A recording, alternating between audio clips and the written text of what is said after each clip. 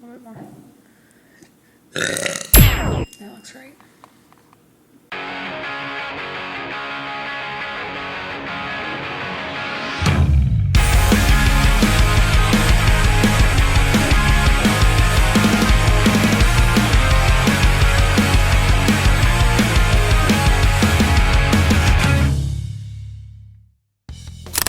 Hey there folks, welcome to the Photo Video Show where we explore all things DSLR. I'm your host, Mark Puckett.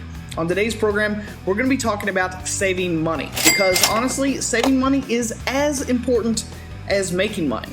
So the more money you save, the more money you have in order to buy new stuff. And you can expand your gear bag in order to create totally awesome stuff. And that's what we all genuinely want, is new gear so that we can get new stuff and create new pictures and expand our skill sets and all that good business. So if you guys are ready, I would like to begin. Let's start it right now. So the first thing that you can do in order to save money on gear is to rent your stuff. Always try to rent some gear from your local photography store, mainly because you're not going to always want to buy a $700 to $1,000 lens every single time you have a specialized project. So buying gear is not always the economical choice. Renting gear will allow you to both check new gear out and see if it's even going to be beneficial to your needs. That way, you only end up spending about $50 on a weekend rather than, $1,000 and then deciding that you don't want it. So then you end up having to take it back, box it back up, get your refund, wait 3 days for it to go back into your account. And sometimes that's not always a awesome idea. At least if you rent it, you get your use out of it for the weekend or for the particular project that you're working on, and then you can always send it back. Always go to the library. I know that a lot of folks want to have the latest subscriptions to the latest photography magazines, or they want a bunch of photography reference books, and a few are okay. You want to have a few that you can just pick up and use whenever you happen to need them.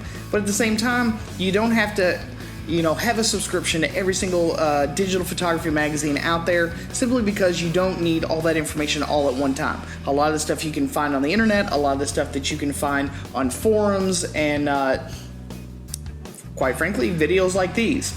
So try and stop at your library. Try and find the books, rent them for a couple of weeks. They're completely free, and usually in almost every metropolitan area, you can find a library within a couple of miles. So if you want to save a few extra bucks, especially on your monthly subscription bills, try and stop by and pick up your periodicals from your local libraries. The third thing that you can do in order to help yourself save a little bit of money is just to trade out gear with other friends and local photographers. You would be surprised at how many times that other photographers are looking for the gear that you have, and if you go on Facebook or you find local groups and forums and stuff like that, there's a lot of guys and girls out there that would love to trade their gear for your gear. If nothing else, they would like to get some experience with your particular lenses and bodies and this, that, and the other, and they would like to trade out with you. And that is a very economical way, because the only thing you really have to pay for is shipping. You to them and them to you. So we're talking maybe $10 total to swap that gear out, and you don't have to go through the hassle of actually spending a crap load of money out of your account for brand new lenses, or even renting for that matter. So keep that in mind the next time you want to try out a new piece of gear. See if you can't maybe hook up with someone local and trade them out for something maybe you have. The fourth way that you can help yourself save money is to buy used gear.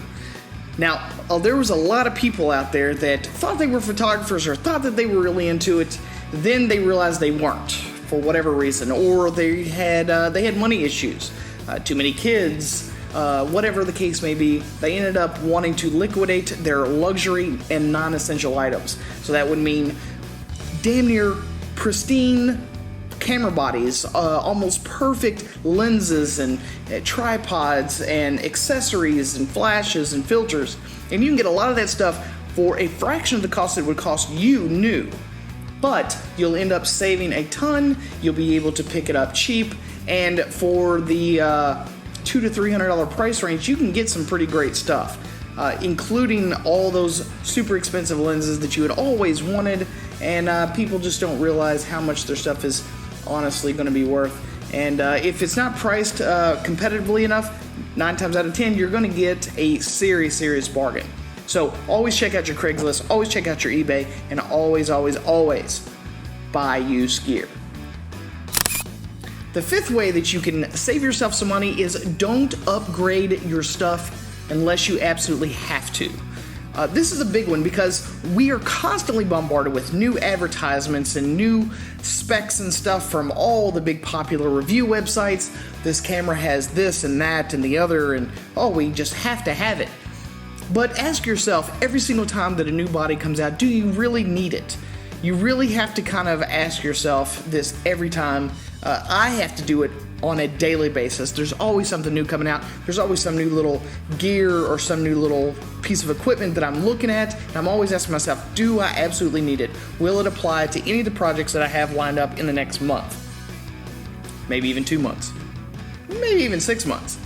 Because you would not believe how much gear I've actually bought in the past and have yet to really use on any major project. I just have hundreds upon thousands of dollars just sitting in my studio that I have not actually used on a paying client.